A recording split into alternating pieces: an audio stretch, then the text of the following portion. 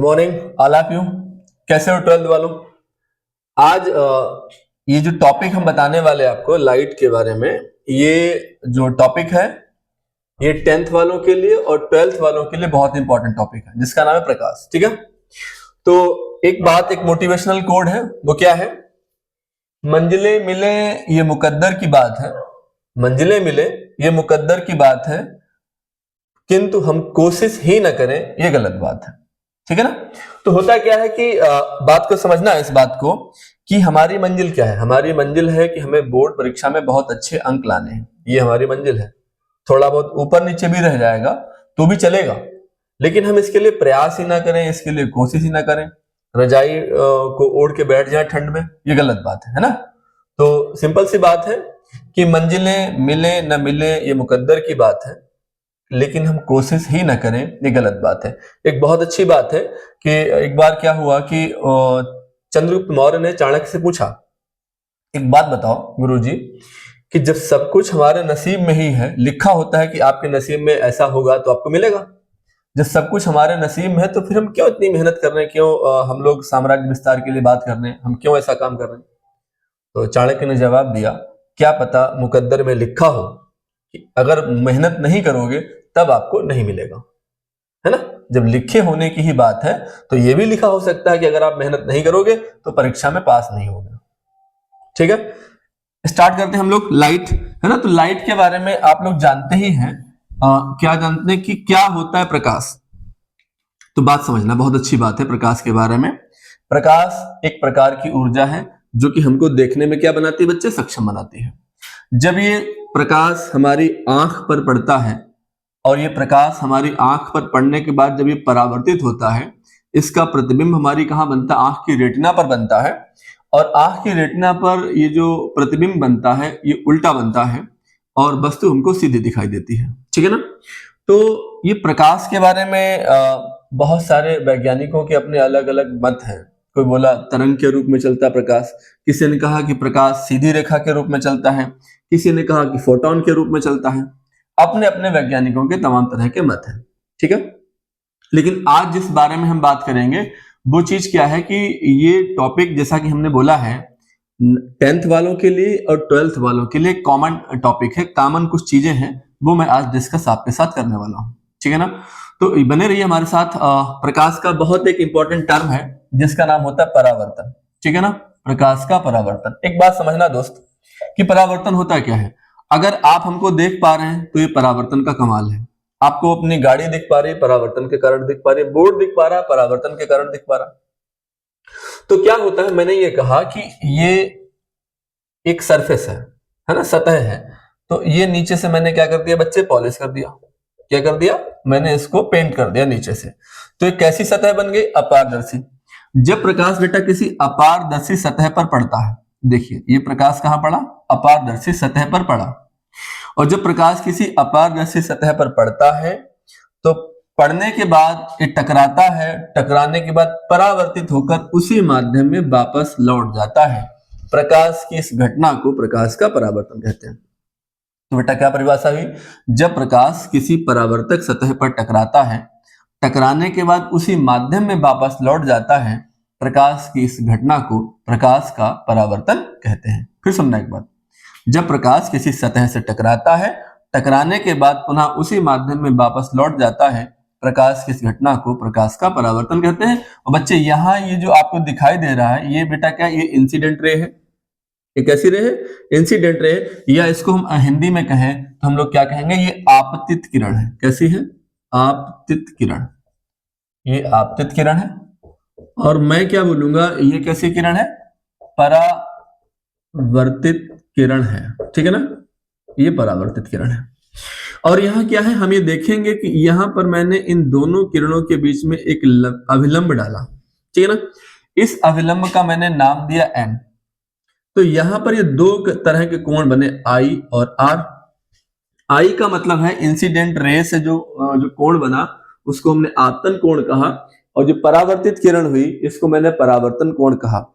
तो ये जो परावर्तन का जो नियम है, जो परावर्तन है, वो दो नियमों पर काम भी करता है। तो क्या है? नंबर एक, यानी कोण आई और कोण आर बराबर होते हैं। इसका मतलब ये है कि आपतन कोण और परावर्तन कोण दोनों कोण क्या होते हैं बच्चे, बराबर होते हैं। दूसरी बात जो यहां रहने वाली है वो क्या रहने वाली है, आपतित किरण, क्या बेटा, आपतित किरण और परावर्तित किरण, आपतित किरण और बेटा क्या है, परावर्तित किरण तथा अभिलंब तीनों एक ही तल में रहते हैं। कहां रहते हैं, एक ही तल में रहते हैं। ठीक है, रिवीजन के पॉइंट ऑफ व्यू से इंपॉर्टेंट है, इसलिए इंपॉर्टेंट है ये बच्चे जो बात हम कर रहे हैं, ये 10th स्टैंडर्ड में छोटी परिभाषा पूछी जाती है। क्या पूछी जाती है, प्रकाश का परावर्तन क्या है, हम बोलेंगे कि जब प्रकाश किसी सतह से टकराता है, टकराने के बाद उसी माध्यम में वापस लौट जाता है। अब बच्चे कहेंगे माध्यम क्या है, जैसे मैं अभी जिस माध्यम में खड़ा हूं वहां क्या वायु है, यहाँ क्या है, वायु है, तो ये सिंपल एक ही माध्यम है वायु, तो प्रकाश यहाँ टकराया, टकराने के बाद उधर उस माध्यम में वापस लौट गया। ठीक है, और यहाँ एक बात, ये मेरे पास किससे संबंध में बात हुई, परावर्तन के संबंध में बात हुई। ठीक है, इसी तरह से एक दूसरा टॉपिक भी हमारे पास इसी में दूसरा टर्म है, वो क्या है, अपवर्तन। तो प्रश्न आ जाता है कभी कभी अपवर्तन क्या है, तो हम क्या बोलेंगे कि जब प्रकाश किसी एक माध्यम से दूसरे माध्यम में प्रवेश करता है तो प्रकाश कुछ विचलित होता है, और ये विचलन ही क्या कहलाता है, प्रकाश का अपवर्तन कहलाता है। इसके बहुत सारे उदाहरण भी हैं, जैसे आपने देखा होगा कि पानी के ग्लास में पेंसिल का मुड़ा हुआ दिखाई देना, पानी भरे ग्लास में उसकी तलहटी से थोड़ा सिक्का ऊपर उठा हुआ दिखाई देना, ये सब तमाम तरह के अपवर्तन के उदाहरण है। जब हम अपवर्तन पे बात करेंगे तब इस बात को हम समझेंगे। ठीक, अभी हमने किसको समझा, परावर्तन को समझा। कुछ और बातें हैं, जब प्रकाश के टॉपिक की बात हो रही है तो आप समझिए कि प्रकाश के टॉपिक में क्या क्या है, आपके प्रकाश के टॉपिक में दर्पण है, लेंस है, तो हम थोड़ी सी बात दर्पण पे बच्चे कर रहे हैं। तो दर्पण बेटा कितने प्रकार के होते हैं, 3 प्रकार के होते हैं। तो कौन कौन से दर्पण होते हैं, नंबर 1 समतल दर्पण, उत्तल दर्पण और अवतल दर्पण। तो जो समतल दर्पण होता है, जिसमें हम अपना सुबह चेहरा देख के आते हैं, ये क्या होता है, ये समतल दर्पण होता है। और समतल दर्पण की खूबसूरत बात क्या है कि जैसे हम होते हैं वैसे ही दिखते हैं। दूसरी बात क्या है कि इसका जो बेहतरीन जो बात है वो ये है समतल दर्पण की, कि अगर इसमें जो बिंब, जैसे आप दौड़े, आपकी मान लीजिए आपकी गति है 5 किलोमीटर प्रति घंटा, ठीक है, तो जो बिंब होगा उसकी गति आपको दिखाई देगी, जो प्रतिबिंब की गति दिखाई देगी वो कितनी देगी, 10 किलोमीटर प्रति घंटा। यानी कि प्रतिबिंब की गति बिंब की गति से क्या होती है, दोगुनी होती है। तीसरी बात क्या है, अगर आप अपने घर में अपना पूरा प्रतिबिंब अपने आप को देखना चाहो कि मैं पूरा का पूरा शीशे में दिख जाऊं, तो दुकानदार से कैसा शीशा लेके आओगे। अगर मान लीजिए आपकी लंबाई 6 फुट है तो आप कितने फुट का शीशा लाएंगे, 3 फीट का शीशा लाके दीवार पे लगा दीजिए, आपका पूरा का पूरा प्रतिबिंब शीशे में आपको दिखाई देगा। क्या होगा कि जब भी आप दर्पण लेने जाएं, अपना पूरा प्रतिबिंब देखना चाहें, तो बिंब की जो लंबाई है उस बिंब की लंबाई का आधा आप दर्पण ले आए, आपको पूरा प्रतिबिंब दिखाई देगा। ये बच्चे किसकी है, समतल दर्पण की विशेषता है। और प्रतिबिंब आपको पाशर परावर्तित भी उसमें दिखाई देता है। ठीक है, दूसरी बात हम करें किसकी, इसकी जो अवतल दर्पण है। अवतल दर्पण आपको कहां कहां देखने को मिलता है व्यवहारिक रूप से। अवतल दर्पण जब आप नाई के यहाँ बाल कटवाने जाते हैं तो वहां जो दर्पण होता है वह कैसा दर्पण होता है बच्चे, वह अवतल दर्पण होता है। और अवतल दर्पण की खूबसूरत बात क्या होती है, ये थोड़ा हमको डैशिंग दिखाता है, थोड़ा सा हम स्टाइलिश दिखते हैं, थोड़ा लुक हमारा अच्छा आता है उसमें देखने के बाद। इसे हम हजामती शीशा भी कहते हैं। ठीक है, आप दर्जी के यहाँ अच्छी दुकानें जो होती है वहां जब आप कपड़े सिलवाने जाते हैं तो वहां जब मिरर में अपने आप को देखते हैं तो ऐसा लगता है मैं भी स्मार्ट हूं, और जबकि रियल स्मार्ट तो है आप, लेकिन रियल में जैसा दिखता है वो आप उतने नहीं है। ठीक है ना, तो ये किसकी बातें होगी मेरे पास, समतल दर्पण की हो गई, अवतल दर्पण की हो गई, और उत्तल दर्पण की। जैसा कि आप जानते हैं आपकी बाइक में साइड वाला लगा हुआ शीशा क्या है, वो उत्तल दर्पण है। इस उत्तल दर्पण का काम क्या है, ये पीछे वाले वाहनों का जो प्रतिबिंब होता है वह हमें छोटा करके दिखाता है। ये इसकी खूबसूरत बात होती है, काहे कि ये हमारे उत्तल दर्पण की कहाँ लगा होता है, जैसे अब गाड़ी में साइड वाला शीशा, मोटरसाइकिल में साइड वाला शीशा, ये सब बच्चे क्या होते हैं, ये सब कहलाते हैं हमारे कौन से दर्पण, बोलो कौन से दर्पण कहलाते हैं, ये सब हमारे कहलाते हैं उत्तल दर्पण। और मजेदार बात, यहीं पे पूरी बात हमने समझ लेनी है, क्योंकि रिवीजन का टाइम है अगर मुझको पूरा टॉपिक समझाना होता तो मैं एक एक पॉइंट लिखवाता, लेकिन रिवीजन में मुझको करना क्या है जरा इस बात को समझिए। कोई पूछे कि क्या है दर्पण, तो हमने कहा ये कांच का ये एक गोली कांच है। कैसा है? गोली कांच।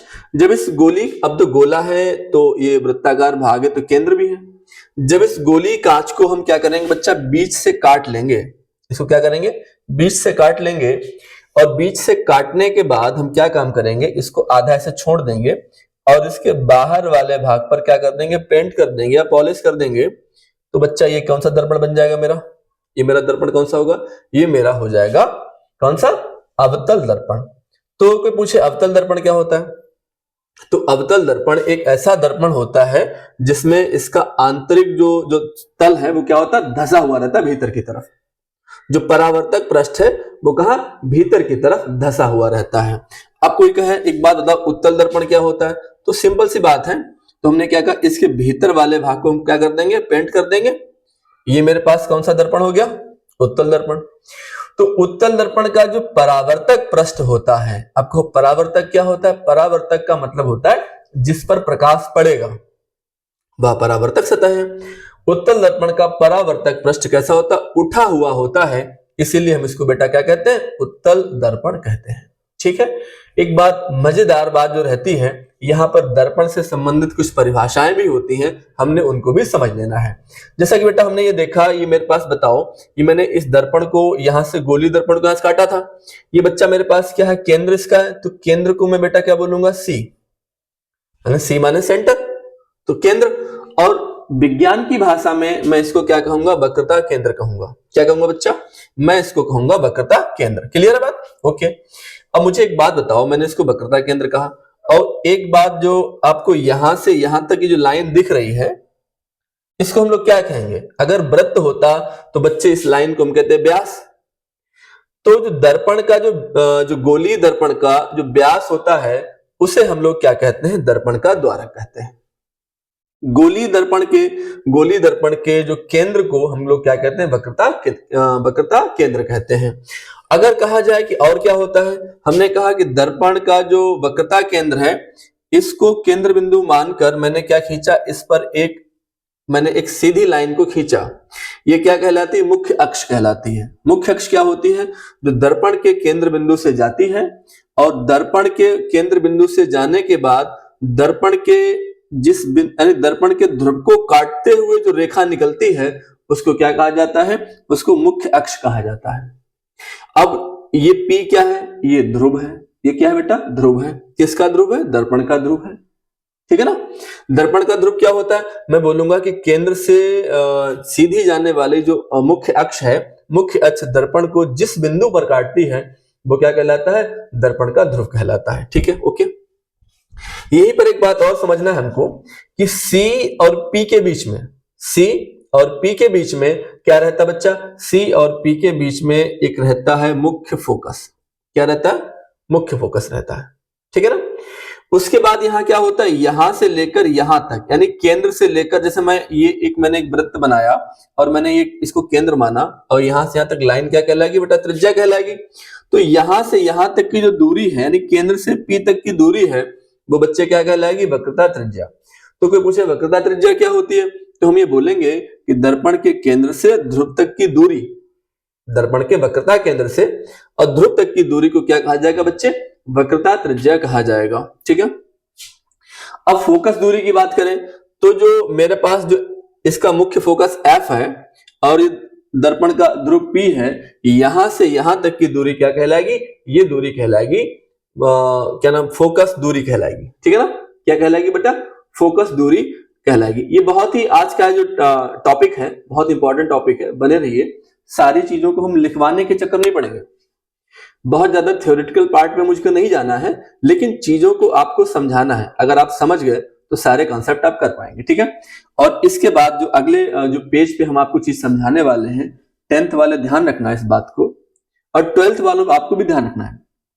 ये चीजें आपको बहुविकल्पी प्रश्नों में आपको मिल जाएंगी, और बहुत ही इंपॉर्टेंट बात होने वाली है। बने रहिएगा हमारे साथ।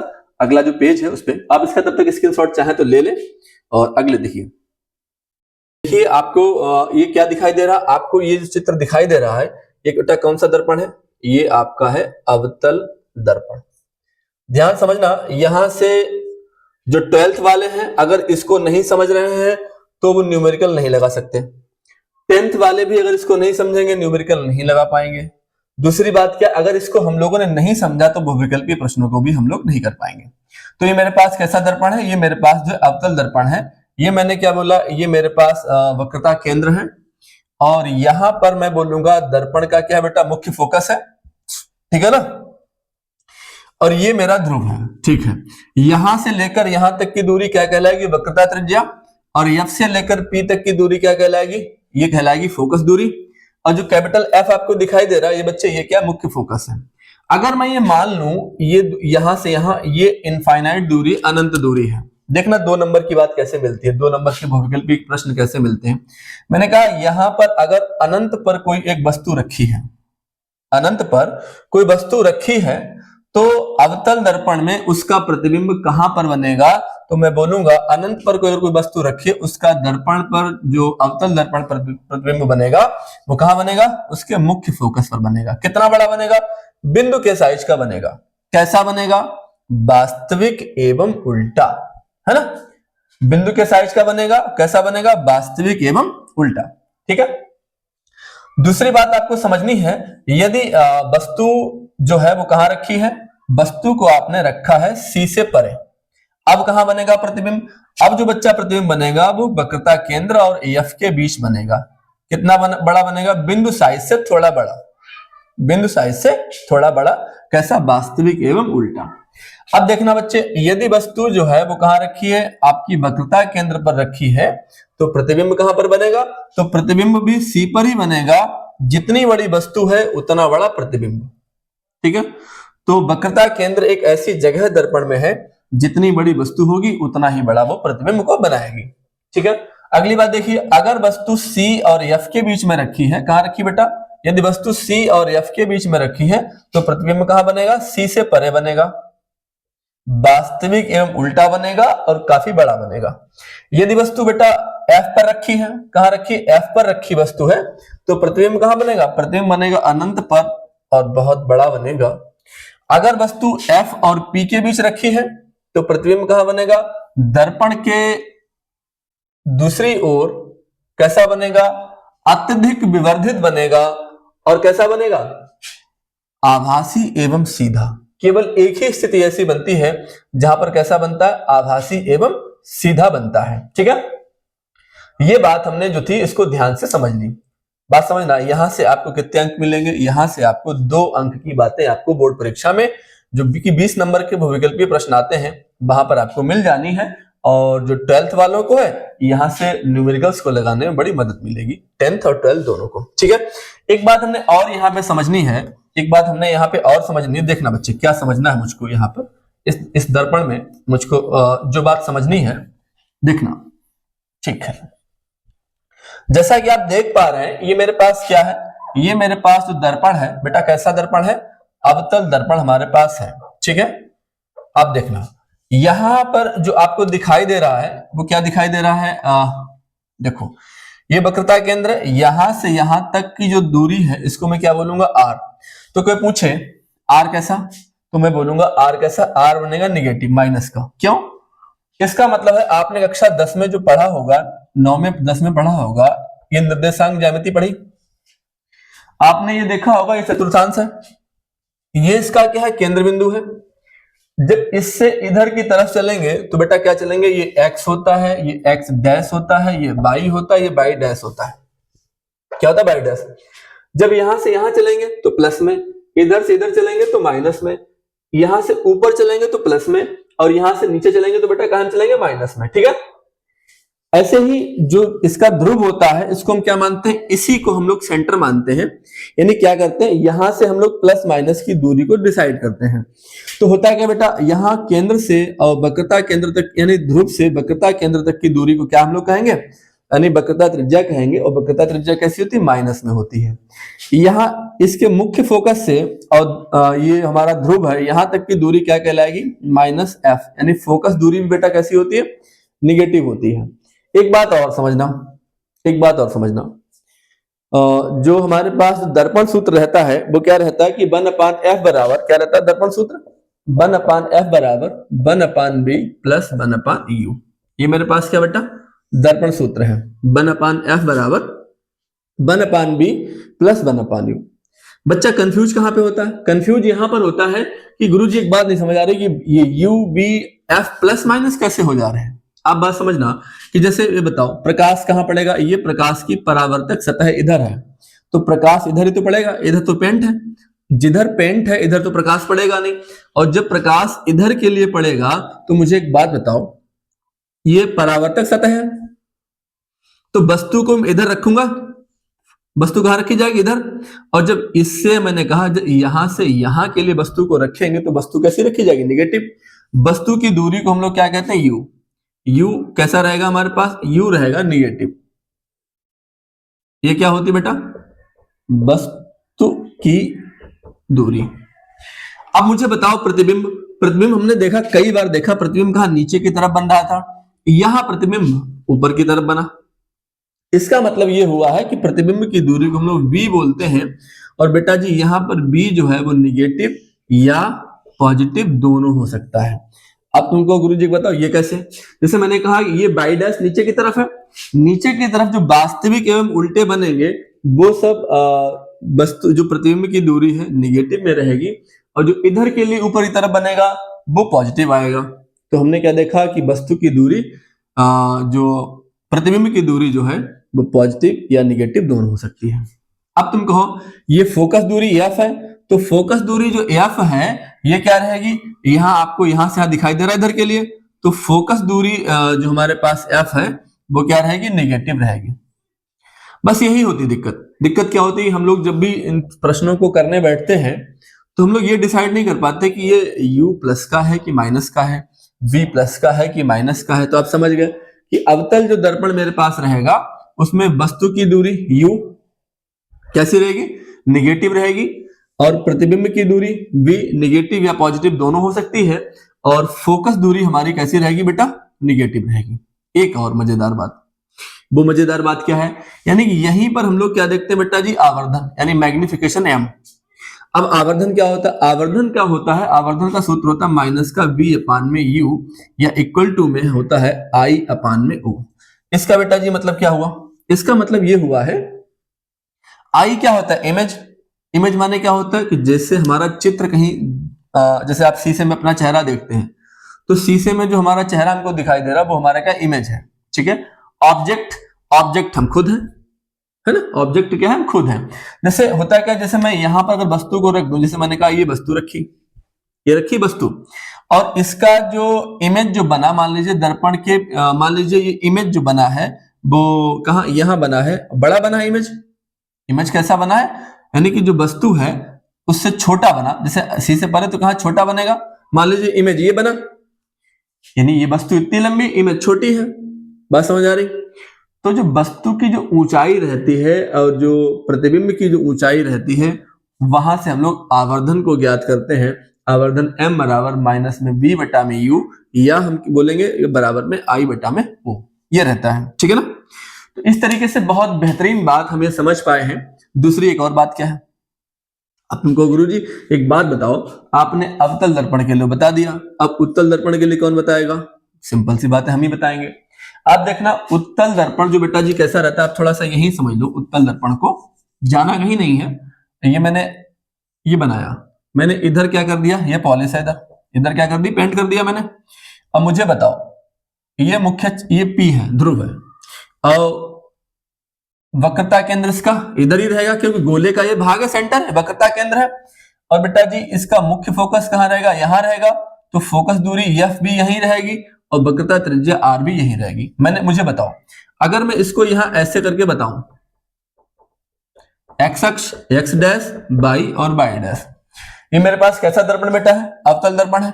तो अवतल दर्पण में बताओ मुझे वस्तु इधर तुम रखेंगे नहीं क्योंकि इधर परावर्तक सतह है, वस्तु को इधर ही रखा जाएगा, इसलिए इसमें u हमारा क्या रहेगा निगेटिव, u कैसा रहेगा निगेटिव। अब मुझे बताओ जो f है जो फोकस दूरी है वो कैसी रहेगी, जो फोकस दूरी है वो बेटा जी कैसी रहेगी हमारे पास जो फोकस दूरी वो कैसी रहेगी, निगेटिव। फोकस दूरी कैसी रहेगी यहाँ पर, निगेटिव। अब मुझे बताओ कि जो फोकस दूरी कैसी रहेगी, निगेटिव। और जो प्रतिबिंब है, अच्छा प्रतिबिंब इधर भी बनेगा, बन सकता है, और प्रतिबिंब इधर भी दिखेगा। तो प्रतिबिंब जो हमारे पास है वो पॉजिटिव या निगेटिव दोनों तरह का हो सकता है। तो हमने क्या देखा यहाँ पर, you negative, you negative. Focus दूरी कैसी हो जाएगी इसके लिए, पॉजिटिव। फोकस दूरी कैसी हो जाएगी इसके लिए, पॉजिटिव। और जो मेरे पास यू जो वी हमारे पास है वो पॉजिटिव निगेटिव दोनों हो सकता है। तो हमने क्या देखा, हमने उत्तल दर्पण और अवतल दर्पण दोनों के लिए देखा। ये मेरे पास बच्चे आप देख पा रहे क्या है, ये दर्पण सूत्र है। दर्पण सूत्र क्या होता है, 1/f बराबर 1/b प्लस 1/u। ठीक है, अगर इसको ध्यान से समझोगे तो सारी बात, सारी कहानी क्लियर होने वाली है। अब हम अगले पेज पर कुछ नई चीजों को भी समझते हैं। ठीक है, चलिए इसको आप स्क्रीनशॉट ले लें। बच्चे हमारे पास जो हमारे पास अगला डेरिवेशन है वो क्या है,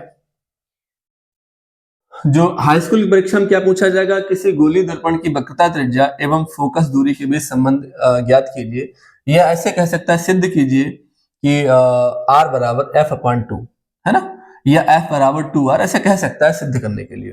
तो यहाँ होता क्या है, बहुत ही प्यारा टॉपिक है, 2 नंबर का टॉपिक है, जरा बात को समझना। ये मैंने क्या कहा बच्चे, ये मेरे पास जो है वो कैसा दर्पण है, ये मेरे पास जो दर्पण है वो दर्पण मेरे पास है अवतल दर्पण। ठीक है ना, ये मैंने क्या किया, अवतल दर्पण को मैंने ड्रॉ किया। यहां पर ये जो मेरे पास रहेगा वो ध्रुव रहेगा, ये क्या रहेगा बेटा, वक्रता केंद्र रहेगा। और मुझे बताओ ये क्या रहेगा, मुख्य फोकस रहेगा एफ, मुख्य फोकस। एक बात आपको बतानी है, क्या होता है कि जब किसी प्रकाश, कोई भी प्रकाश की किरण अनंत से आती है और मुख्य अक्ष के समांतर इस परावर्तक सतह से टकराती है, टकराने के बाद परावर्तित होकर वह दर्पण के मुख्य फोकस से क्या होती है, गुजरती है। कहां से गुजरती है, दर्पण के मुख्य फोकस से वो निकल जाती है। ऐसे करके क्या देखा हमने, जब भी कोई प्रकाश की किरण मुख्य अक्ष के समांतर आती है, समांतर आने के बाद प्रकाश की परावर्तक सतह से टकराती है, टकराने के बाद वह कहां जाती है, दर्पण के मुख्य फोकस से गुजरती है। अगर मुझे इसको परीक्षा में लिखना हो तो मैं क्या लिखूंगा, माना m एक अवतल दर्पण है और AB प्रकाश की किरण जब परावर्तक सतह से टकराती है, टकराने के बाद वह परावर्तित होकर दर्पण के मुख्य फोकस से गुजर जाती है। हम जानते हैं कि यदि कोई प्रकाश की किरण दर्पण के वक्रता केंद्र से होते हुए जाती है और इस सतह से टकराती है, तो टकराने के बाद वह वक्रता केंद्र से ही वापस हो जाती है। ठीक है ना, क्या होता है, जब भी कोई प्रकाश की किरण दर्पण के वक्रता केंद्र से जाती है, टकराने के बाद वह उसी रास्ते से वापस लौट आती है। तो हमने कहा ये जो किरण पड़ी थी उसका नाम क्या था, आई, यानी आपतन कोण बना यहाँ पे। अब ये परावर्तित होकर इधर से निकले, ये कौन सा कोण बेटा बना, ये मेरे पास परावर्तन कोण बना। ये आपतन कोण, ये कौन सा, परावर्तन कोण, आर। ये देखो दोनों बेटा क्या होने, ये दोनों बाहर की तरफ दिख रहे हैं, तो यहाँ अंदर की तरफ ये क्या हो जाएगा, आई प्लस आर। ये मेरे पास आई है तो ये भी क्या होगा, आई होगा। क्यों आई होगा, इसको मैंने इसलिए आई कहा क्योंकि ये क्या है, एकांतर अंतः कोण है। ठीक है ना। अच्छा, यहां पर मैंने क्या काम किया है, मैंने एक अभिलंब n को मैंने ड्रॉ किया, bn नाम का एक अभिलंब मैंने खींचा। ठीक है, कैसे लिखेंगे परीक्षा में, इसको लिखेंगे, माना m एक अवतल दर्पण है, जब प्रकाश की किरण AB दर्पण से टकराती है, टकराने के बाद परावर्तित होकर वह दर्पण के मुख्य फोकस से होकर गुजर जाती है। हम जानते हैं कि जब कोई प्रकाश की किरण दर्पण के वक्रता केंद्र से होकर जाती है तो उसी रास्ते से वो वापस भी आ जाती है। तो यहाँ पर मुझे 2 कोण मिले, आपतन कोण और परावर्तन कोण। ठीक है, यहाँ हमने देखना क्या है, यहाँ हम इसको कुछ यूं करेंगे, अतः क्या लिखेंगे, त्रिभुज, किससे, त्रिभुज आपको दिखाई दे रहा है BC और ये N, त्रिभुज BCN में, त्रिभुज BCN में, त्रिभुज BCN बच्चे हमने क्या देखा, यहाँ BCN में जो हमने देखा tan i, क्या देखा, tan i बराबर क्या होता है बेटा, लंब बटा में क्या होता है, आपने पता होगा लाल बटे कक्का, लाल बटे कक्का, के ए क्या होता है, के ए यानी कि लंब बटे आधार। तो 10i बराबर लंब मेरे पास क्या है, bn, लंब मेरे पास क्या है, bn, और मेरे पास जो आधार है वो क्या है हमारे पास, cn, क्या है, cn। ये मान लिया जाए कि जो दर्पण है, यहाँ पे दर्पण का द्वारक बहुत छोटा है, इसलिए मैं n को p के स्थान पर मान लूं। क्या मान लूं, n को p के स्थान पर मान लूं। तो मैं ये मान लूं कि जो हमारे पास जो bn है, जो bn है वह लगभग किसके बराबर है, n को p के जब रिप्लेस मानूं तो मैं क्या बोलूंगा, n क्या हो गया, bp हो गया। और जो cn है, जो cn है वह लगभग किसके बराबर हो जाएगा, cp के बराबर हो जाएगा।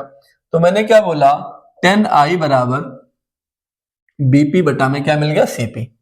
ये समीकरण मेरे पास क्या हो गई, एक। ठीक है, ये समीकरण क्या हो गई, एक हो गई। दूसरी बात मैंने क्या देखा, यहां पर दूसरा त्रिभुज जो हमें दिखाई दे रहा है BFN, कौन सा त्रिभुज, BFN में, त्रिभुज BFN में। तो यहां पर देखो, यहां पर मुझे क्या मिला, 10i प्लस आर बराबर, तो 10i प्लस आर क्या होगा, लंब बटा में आधार। तो मुझे बताओ कि लंब bn है और आधार मेरे पास क्या fn है। ठीक है, जैसा कि मैंने बोला n की जगह पर p को रिप्लेस करूंगा, तो मैं क्या बोलूंगा, मैं बोलूंगा कि 10i प्लस आर बराबर bp बटा fp। ठीक है ना, यहां मैंने क्या देखा, ये मुझे समीकरण 2 प्राप्त हुआ है। ठीक है ना, यहां देखिए समीकरण 1 बा 2 से, समीकरण 1 बा 2 से क्या होता है बेटा जी, समीकरण 1 बा 2 से, या ऐसा करिए समीकरण 1 भागफल समीकरण 2, समीकरण 1 भागफल समीकरण 2। तो मैं यहां लिखूंगा कि 10i बटा में 10i plus are equal to में जो क्या बन जाएगा हमको, bp बटा में cp बटा में bp बटा में क्या मिलेगा, fp। bp कैंसिल आउट, इसको इससे हटाओ तो क्या मिलेगा, कोण i बटा में कोण i प्लस कोण r इक्वल टू में cp बटा में क्या मिलेगा, fp। ठीक है ना, चूंकि हम लोग बात जानते हैं, क्या जानते हैं कि कोण I बराबर कोण R होता है, हमने परावर्तन के नियम में बात पढ़ी थी। क्या देखा, आपतन कोण और परावर्तन कोण दोनों बराबर होते बेटा। तो इसका मतलब ये हुआ है कि ये मेरे पास क्या बन गया, कोण I, और ये वाला कोण R जो था वो भी I हो गया। तो मुझे बताओ I प्लस I कितना हो गया, 2 कोण I हो गया ना, 2 कोण I बराबर में मुझे बताओ, ये वक्रता केंद्र C है, ये ध्रुव P है, यहां से यहां तक की दूरी क्या कहलाएगी, वक्रता त्रिज्या, मतलब ये R हो गया।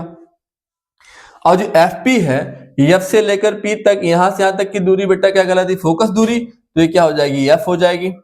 कोण I से कोण I काटो, क्या मिलेगा, 1/2 बराबर में क्या मिलेगा, R बटा में F मिलेगा। इनकी तिरछी गुणा कराओ, 2R बराबर F मिलेगा और R बराबर क्या मिलेगा, F अपान में 2 मिलेगा। इस तरीके से हम लोगों ने क्या किया, इसको सिद्ध किया। क्या किया हमने कहा कि जो फोकस दूरी होती है वह वक्रता त्रिज्या की आधी होती है। ऐसे कह सकता है कि सिद्ध कीजिए कि फोकस दूरी वक्रता त्रिज्या की आधी होती है, या ऐसे कह सकता है वक्रता त्रिज्या फोकस दूरी की दोगुनी होती है। ये वक्रता त्रिज्या फोकस दूरी की बेटा क्या हो गई, दोगुनी हो गई। इस तरीके से हमने बहुत महत्वपूर्ण बात जो 2 नंबर में आ सकती थी, कभी कभी होता क्या कि हम बहुत कठिन कठिन पढ़ते रहते हैं और परीक्षा में हमसे सरल सरल पूछ लिया जाता है और वो हमको नहीं आ रहा होता। ठीक है, बने रहिए, अगले नेक्स्ट पेज पे बहुत बेहतरीन चीज हम समझने वाले हैं। ठीक है, ओके, चलिए इसको बताइए।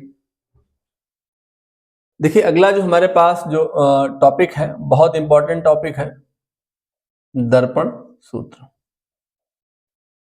ये हाई स्कूल की परीक्षा में तो 6 नंबर का पूछा जाता है, लेकिन ये 12th स्टैंडर्ड पे कभी कभी 3 नंबर का पूछा जाता है। ठीक है, तो बात को समझेंगे कि दर्पण सूत्र क्या होता है। ठीक है, तो दर्पण सूत्र में हम देखेंगे कि किसी गोलीय दर्पण के लिए बिंब की दूरी u, किसी गोलीय दर्पण के लिए बिंब की दूरी u, प्रतिबिंब की दूरी v तथा फोकस दूरी f के बीच गणितीय संबंध को हम लोग दर्पण सूत्र कहते हैं। क्या हमने कहा, किसी गोलीय दर्पण के लिए बिंब की दूरी u तथा प्रतिबिंब की दूरी b और फोकस दूरी f के बीच गणितीय संबंध को हम लोग क्या कहते हैं, दर्पण सूत्र कहते हैं। कभी कभी ऐसे भी कहता है कि सिद्ध कीजिए कि 1/f बराबर 1/b प्लस 1/u।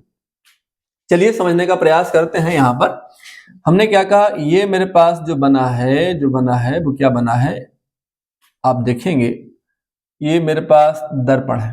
कौन सा दर्पण है, ये मेरे पास जो है वो अवतल दर्पण है। ओके, चलिए यहां से बच्चा हमने क्या देखा, ये जो हमारे पास है वो ध्रुव है, ठीक है ना। तो यहां से ये देखो, ये मैंने क्या बोला, ये वक्रता केंद्र C है और यहां पर जो मेरे पास है वो क्या है, मुख्य फोकस F है। तो यहां पर हम क्या मानते हैं कि यहां पर हमने एक वस्तु को रखा है जिसका नाम AB है। आप ऐसे बोलें, ये AB नाम की वस्तु कहां रखी है, यानी कि C से परे कहीं पर भी हो सकती है, अनंत पर भी हो सकती है, ठीक है। तो यहां से इस जो AB नाम की जो वस्तु है, यहां से जब ये मुख्य अक्ष के समांतर जाएगी और मुख्य अक्ष के समांतर जाने के बाद जब यह दर्पण से टकराएगी, हम जानते हैं कि दर्पण से टकराने के बाद ये कहां से होकर गुजरेगी बेटा, ये दर्पण के मुख्य फोकस से होकर गुजरेगी। कहां गुजरेगी, ये दर्पण के मुख्य फोकस से होकर गुजरेगी। ये दर्पण का क्या है, मुख्य फोकस F है। कोई दिक्कत वाली बात नहीं, ठीक है। हम जानते ही हैं कि जब कोई भी प्रकाश की किरण अनंत से आती है और दर्पण की परावर्तक सतह पर टकराती है, टकराने के बाद वह दर्पण के मुख्य फोकस से वापस होकर जाती है। ओके, एक और बात है कि जब भी कोई प्रकाश की किरण यहां से जो वक्रता केंद्र से होकर जाती है, यहां से देखिए ऐसे, ये प्रकाश की किरण यूं आई, यहां से वक्रता केंद्र से गई नीचे के लिए, टकराई और टकराने के बाद क्या हुआ, वो इसी रास्ते वापस लौट गई। ये बात हम जानते हैं। क्या जानते हैं कि अवतल दर्पण में जब भी कोई प्रकाश की किरण वक्रता केंद्र से होकर गुजरती है, उसी रास्ते वापस लौट जाती है। ओके, क्लियर हो गया। ये मुझे बताओ, यहां पर जो बना है, ये क्या बना बेटा, ये बना है प्रतिबिंब। प्रतिबिंब का नाम क्या है, इसका नाम दे दो A डैश और यहां पर क्या दे दो, ये B dash. A dash B dash नाम का क्या बना, प्रतिबिंब। हम जानते हैं कि प्रतिबिंब कैसा बनता है, उल्टा, वास्तविक एवं उल्टा, ठीक है। आप इनको नाम दे दो। चलिए यहां पर मैं एक अविलंब भी डालता हूं, इस पर मैंने क्या खींचा, N नाम का एक अविलंब खींचा। ओके, ठीक है। ये मैंने चलिए यहां पर मैं नाम क्या दे दूं, Q, QP। और कोई नाम बचा, ठीक है। और कुछ बात समझनी हमको है यहां पे। आपको पता है ये मेरे पास क्या है, वक्रता केंद्र है, ये ध्रुव है। यहां से यहां तक की दूरी क्या कहलाएगी, वक्रता त्रिज्या कहलाएगी। और वक्रता त्रिज्या बेटा क्या होगी, नेगेटिव -r। यहां से यहां तक की जो सफर है, यानी वक्रता यानी कि मुख्य फोकस F से और ध्रुव तक के बीच की दूरी क्या कहलाएगी, फोकस दूरी। इसको मैं क्या बोलूंगा, माइनस का F। ओके, ठीक है। चलिए समझने का प्रयास करते हैं यहां से चीजों को। ठीक है, हम सबसे पहला काम क्या करेंगे, हाँ, ये इसका नाम M है, इसका नाम M डैश है। आपको गुरुजी एक बात बताओ, इसको परीक्षा में लिखे कैसे, थ्योरी लिखना टिपिकल बात है, कतई टिपिकल बात नहीं है। जरा समझो क्यों, मेरे साथ आओ। क्या लिखेंगे इसके सत्यापन में, सबसे पहले क्या लिखेंगे, दर्पण सूत्र का बारे में थोड़ा लिखेंगे। बोलेंगे कि हम लोग बोलेंगे कि किसी भी गोलीय दर्पण में फोकस दूरी F, फोकस दूरी F, वस्तु की दूरी U और प्रतिबिंब की दूरी B के बीच गणितीय संबंध को हम लोग क्या कहते हैं, हम लोग दर्पण सूत्र कहते हैं। यहां पर बात, उसके बाद लिख सत्यापन। क्या लिखेंगे सत्यापन में, हम लोग लिखेंगे माना M डैश एक कैसा दर्पण है, एक अवतल दर्पण है और AB नाम की वस्तु C से परे रखी हुई है इस अवतल दर्पण के सामने। और जब यह प्रकाश, जब कोई प्रकाश की किरण BQ प्रकाश की किरण इस अवतल दर्पण से टकराती है, टकराने के बाद परावर्तित होकर वह दर्पण के मुख्य फोकस से होकर बेटा गुजर जाती है, ठीक है। उसके बाद हम जानते हैं कि जब भी कोई प्रकाश की किरण दर्पण के वक्रता केंद्र से होकर जाती है, वो उसी रास्ते वापस लौट जाती है। और प्रतिबिंब जो बनता है वो क्या मिलता है, वास्तविक एवं उल्टा मुझको a डैश b डैश मुझे प्राप्त होता है। चलिए इसके बाद हम लोग इसको सॉल्व करने का सिलसिला शुरू करते हैं। ध्यान से समझिएगा। सबसे पहला काम क्या, हम लोग त्रिभुज ABC ले लेते हैं। कौन सा? त्रिभुज ABC। त्रिभुज ABC तथा एक और त्रिभुज इसके समकक्ष है a dash b dash c, a dash b dash c में, ठीक है ना। दो मुझे त्रिभुज दिखाई दे, त्रिभुज ABC तथा a dash b dash c में। समझना क्या है, मुझे यहां ये दिखाई दे रहा है, वो क्या दिखाई दे रहा है, ये वाला कोण इसका 90, इसका ये वाला कोण 90। तो क्या लिखेंगे हम लोग लिखेंगे कोण BAC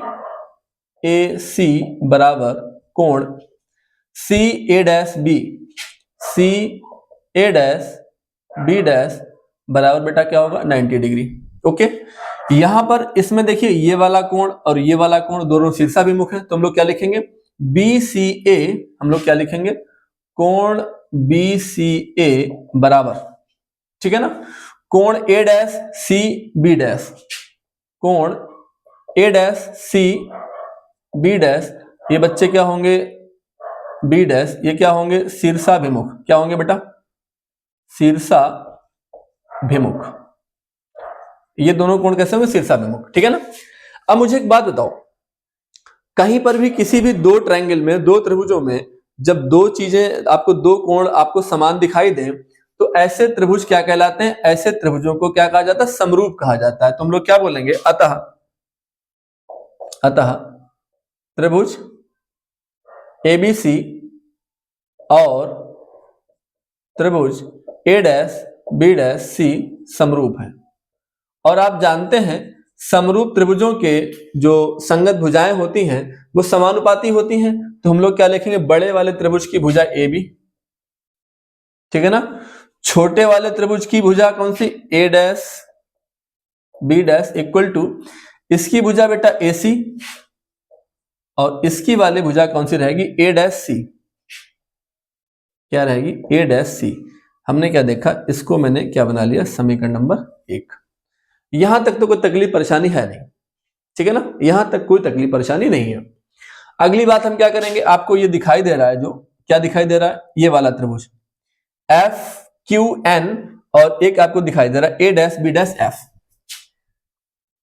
त्रिभुज FQN तथा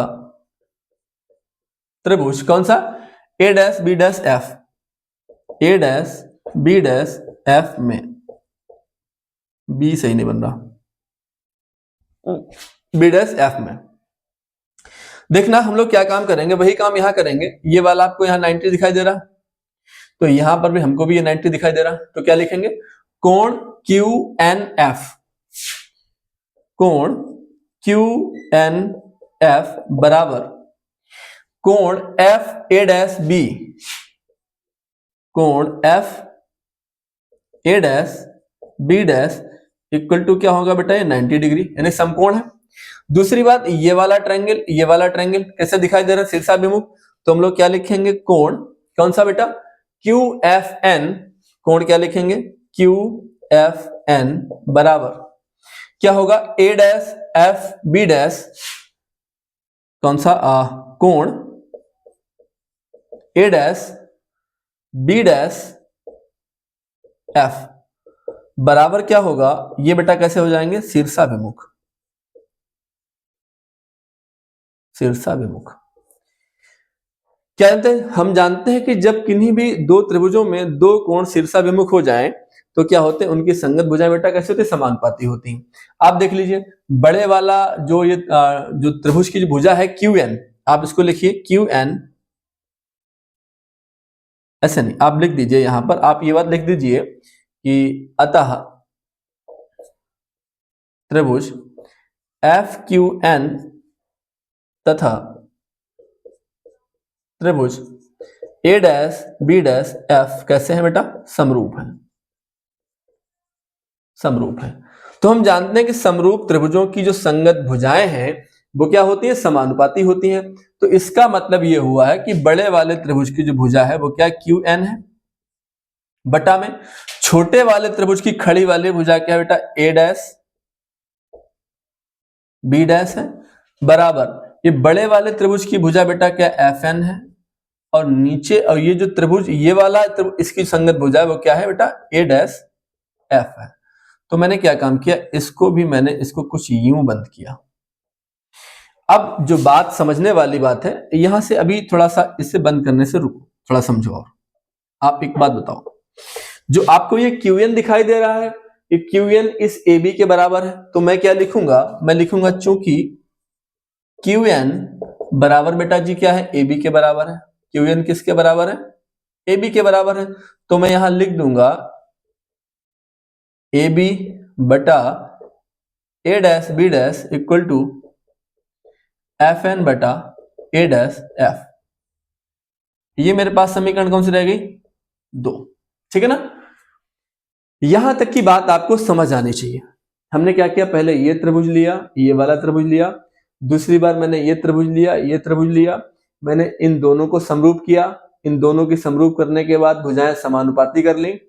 ऐसा ही काम इन दोनों त्रिभुजों में किया समरूप बनाया भुजाओं को समान अनुपात में किया। यहां तक आपको बात समझ आ रही होगी है ना। अब देखना यहां के बाद जो अगली जो बात है वो हम आपको समझाने वाले हैं। आप इसका स्क्रीनशॉट अभी आप रुक जाओ थोड़ा सा आप इसको ध्यान से इसको देखो। मैं थोड़ा सा आपके साथ यहीं पे करते चलता हूं कारण क्या वरना फिर डिस्टर्ब हो जाएगा। देखो ध्यान से ये मैंने इसको मिटा दिया। ठीक अब जरा देखो यहां से मैं क्या बोलूंगा मैं यहां से ले सकता हूं क्या ले सकता हूं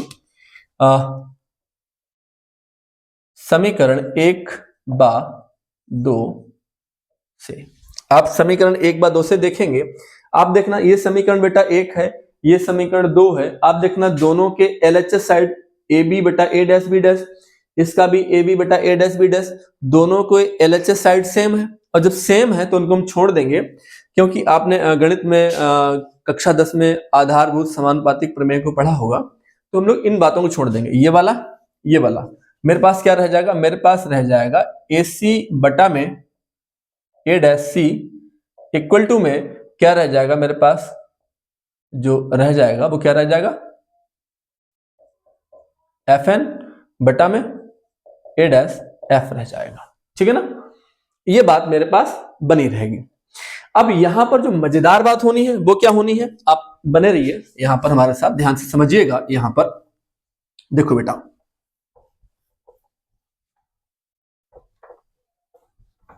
ठीक है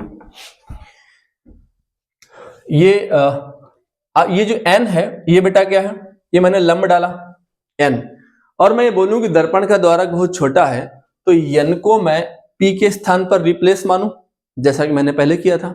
अब इस n बिंदु को मैं कहां मानता हूं n को मैं p के स्थान पर मानता हूं। p कहां n के स्थान पर है तो ये जो fn हो जाएगा जो fn है वो किसके बराबर हो जाएगा fp के बराबर हो जाएगा। ठीक है fn किसके बराबर हो जाएगा fp के बराबर हो जाएगा। तो मैं यहां लिखूंगा ac बटा a डैश सी बराबर क्या बन जाएगा fp बटा में क्या मिलेगा a डैश f। इसको मैं समीकरण 3 बोलूंगा। क्या बोलूंगा समीकरण 3।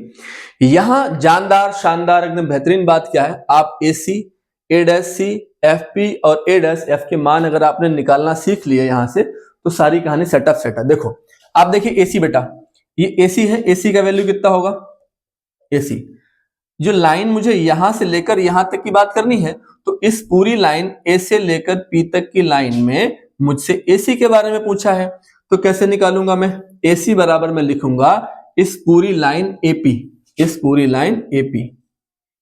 में से इस पूरी लाइन AP में से CP को मैं घटा दूं माइनस का क्या है CP। अब मुझे बताओ क्या मिलेगा AC बराबर जो मेरे पास यहां A से लेकर जो P तक की जो कहानी है वो क्या है मैं उसे क्या बोलूंगा मैं उसे बोलूंगा ये मेरे पास क्या है यहां से यहां तक ये वस्तु की दूरी है। इस वस्तु की दूरी को मैं क्या बोलता हूं u बोलता हूं। ये वस्तु की दूरी क्या है माइनस की u तो मैंने क्या बोला माइनस का u। मुझे बताओ CP क्या है CP यहां से यहां तक CP है जो CP है वो क्या है वक्रता केंद्र ध्रुव तक की दूरी क्या कहलाएगी माइनस का r कहलाएगी। माइनस यहां पहले से ही है माइनस r हो जाएगा तो मुझे बताओ AC बराबर माइनस यू प्लस आर हो जाएगा। ये AC का वैल्यू है। AC के वैल्यू के बाद मुझे क्या चाहिए, मुझे चाहिए A डैश सी। मुझे क्या चाहिए, A डैश सी। देखना A डैश सी का मतलब क्या, A डैश सी इतना चाहिए, तो मैं पूरा CP लूं, पूरा क्या लूं, CP। इस पूरे CP में से मुझे क्या काम करना है, इस पूरे CP में से मुझे पूरे CP में से इस A डैश P को घटा देना है, A डैश P को घटा देना है। तो मुझे बताओ A डैश सी बराबर CP का वैल्यू कितना है, CP का जो यहां से यहां वैल्यू है वो क्या है, माइनस R है, माइनस चिन्ह। आप देखिए A डैश P, आप जो A डैश P यहां देख पा रहे हैं, ये जो A डैश P, नहीं नहीं नहीं, आपको क्या चाहिए, आपको चाहिए है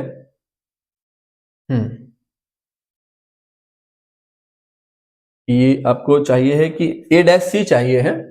तो A डैश सी का मतलब ये हुआ है कि ये जो पूरी लाइन है, यहां इस पूरी लाइन में से C से लेकर P तक की दूरी में से मैं क्या करूं, मैं इसको हटाऊं। हाँ, एक बात ये मुझे बताओ, ये बच्चे क्या है, ये प्रतिबिंब है, ये क्या है, प्रतिबिंब है। तो प्रतिबिंब का मतलब यहां से यहां प्रतिबिंब की दूरी क्या होगी, माइनस बी होती है। तो मैं क्या लिखूंगा, ए से लेकर पी तक की दूरी प्रतिबिंब की दूरी है, ए डैश पी तक, तो माइनस का बी रहेगा। और यहां पर मैं इस बात को कुछ समझूं कि ए डैश सी बराबर क्या रहेगा, माइनस आर, और ये माइनस चिन्ह इधर, माइनस माइनस क्या हो जाएगा, प्लस का बी। आपने इस बात को समझ लिया, ठीक है। दूसरी बात मेरे पास क्या रहेगी, एफ पी की बात करो, किसकी बात करो, एफ पी की बात करो। अब मुझे बताओ एफ पी कहां है, यहां देखो चित्र में देखो, एफ पी यहां से एफ से लेकर पी तक की दूरी क्या कहलाएगी, फोकस दूरी। इसको मैं क्या बोलूंगा, माइनस का एफ बोलूंगा, ठीक है ना। और आप एक बात देखिए, जो आपको ए डैश एफ दिखाई दे रहा, क्या दिखाई दे रहा, ए डैश एफ। चित्र में देखिए ए डैश एफ यही तो है। ए डैश एफ के लिए मैं यहां से यहां तक क्या लूंगा, यानी कि मैं ए डैश पी लूंगा, और ए डैश पी में से मैं कितना घटाऊंगा, एफ पी घटाऊंगा, एफ पी। तो मुझे बताओ कि ए डैश एफ बराबर, तो ए डैश पी का वैल्यू कितना है, माइनस का बी, प्रतिबिंब की दूरी, और माइनस का एफ पी कितना है, ये जो एफ पी है ये क्या फोकस दूरी है, माइनस, और यहां अंदर लगाओ माइनस का एफ। तो मुझे बताओ ए डैश एफ बराबर क्या मिलेगा, minus B minus minus plus का एफ, ठीक है। इन सारी वैल्यूज को क्या करिए, आप समीकरण 3 में आप पुट करिए। कहां पुट करिए, समीकरण 3 में आप इन सारी वैल्यूज को क्या करिए, पुट करिए, ठीक है ना। ओके, देखिए इन सारी वैल्यूज को हम कहां करेंगे, समीकरण 3 में इन मानों को रखेंगे। ओके, जरा देखिए ध्यान से, इन सारी वैल्यूज को मुझे कहां रखना है, समीकरण 3 में रखना है। देखिए समीकरण 3 से, यही समीकरण 3 है। मुझे बताओ इस बेटा AC का मान कितना है, AC का मान है माइनस का U प्लस का R बटा, मुझे बताओ कि इस A डैश C का मान कितना है, माइनस का R प्लस का B इक्वल्स टू, मुझे बताओ बेटा FP का मान कितना है, माइनस का F है। और मुझे एक बात और बताओ, A डैश F का मान कितना है, माइनस का B है प्लस का F है, माइनस का B है प्लस का F है। इस वैल्यू को मैंने यहां रखा हुआ है। अब आप समझना बात को ध्यान से, अब आप बात को ध्यान से समझना। थोड़ी सी बात रह गई है, सारी बात क्लियर होने वाली है, क्योंकि बड़ा डेरिवेशन है और ये 6 अंक आपको ऐसे ही नहीं दिलवाएगा, इसके लिए मेहनत लगती है 6 नंबर लाने के लिए, ठीक है ना। देखना अब यहां चूंकि R क्या है, वक्रता त्रिज्या है, तो R क्या होती है बेटा, 2f के बराबर होती है। तो मुझे बताओ ये माइनस का u, ये प्लस का क्या रहेगा, 2f रहेगा, बटा में ये जो R है 2f के बराबर, माइनस का 2f है, ये प्लस का v है, इक्वल्स टू माइनस f बटा में माइनस का b प्लस का f। क्या करिए, तुरछी मल्टीप्लाई। अब मुझे बताओ मैं यहां क्या लिखूंगा, माइनस का u प्लस का 2f bracket minus b plus का f बोलूंगा, मैं क्या बोलूंगा, minus f bracket minus 2f, और मैं क्या बोलूंगा, इसको मैं प्लस का v बोलूंगा। ध्यान सुनना, माइनस u का माइनस v से मल्टीप्लाई, गुणा में माइनस माइनस प्लस, तो क्या बन जाएगा बेटा ub, माइनस u का f से multiply minus uf, plus 2f का इस v से मल्टीप्लाई, तो क्या बनेगा -2FB, और इसका इससे जब मल्टीप्लाई होगा तो बेटा क्या बनेगा 2F², क्या बनेगा प्लस का 2F²। यहां देखना माइनस माइनस प्लस, तो क्या बनेगा 2F², और ये प्लस माइनस माइनस क्या बनेगा FB बनेगा, ठीक है ना। 2F² कैंसिल आउट, क्योंकि बराबर इधर उधर जो समान चीज है उनको काट लिया जाता है। अब मुझे बताओ ये जो मुझे मिला है क्या मिला, UV माइनस का क्या मिला UF, और क्या मिला मुझे माइनस का 2FB। अच्छा इधर देखो बराबर का चिन्ह लगाओ, माइनस का FB है, इस उसको जो माइनस का 2FB जो इधर बैठा है बराबर के इधर, उसको उधर ले जाओ तो प्लस का क्या बन जाएगा 2FB। तो मुझे बताओ क्या मिलेगा UV minus UF equal to 2FB plus minus FB, ये माइनस का है तो क्या मिलेगा प्लस का मिलेगा FB, ठीक है ना। अब एक काम जो करना है वो क्या काम करना है, ये जो आपको प्राप्त हुआ है इसको आप समीकरण 3 तक तो हो चुका था, आप इसको 4 दे दो। समीकरण 4 को दोनों ओर UVF से क्या करने पर भाग करने पर, ठीक है। समीकरण 4 को UVF से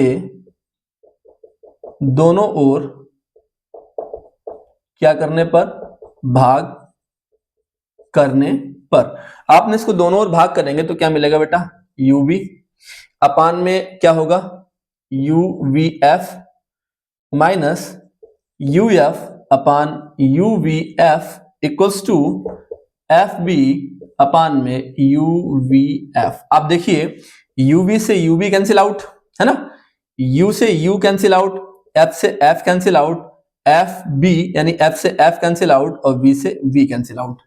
आप इस बात को कुछ यूं यहां समझ सकते हैं, यहां पे इस बात आप चाहें तो इसका स्क्रीनशॉट लें और थोड़ा सा समझें।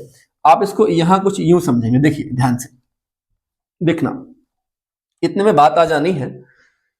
यहां बच्चे क्या बचा, यहां बचा मेरे पास है 1/f, ठीक है ना, माइनस क्या बेटा बचा 1/v इक्वल्स टू क्या बचा मेरे पास बेटा 1/u।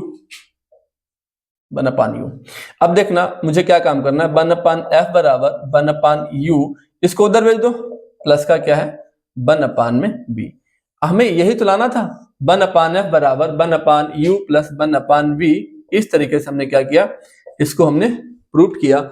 और एक बहुत ही महत्वपूर्ण टॉपिक आज हमने 2 3 4 5 6 बातें सीखी जो कि इस प्रकाश के टॉपिक में इंपॉर्टेंट थी, और लगभग 1 घंटे में हमने बहुत सारी बातों को पढ़ा प्रकाश के बारे में। अगर आप इतना पढ़ते तो यकीन मानिए कि 1 घंटा आपके लिए क्या होगा, मील का पत्थर साबित होगा, और इससे आप बहुत कुछ कर पाएंगे, है ना। अगर आपके हौसले बुलंद हैं, अगर आपके हौसले बुलंद हैं, अगर आप में कुछ करने का जज्बा और जुनून है, तो ये मानिए सफलता आपके कदम चूमेगी, 100% आपको सफल होना ही होना है, ठीक है। अब यहीं पर मैं अपनी वाणी को विराम देता हूं, आप इसका स्क्रीनशॉट ले लें और कहानी को यहीं पर समाप्त होती है, ओके।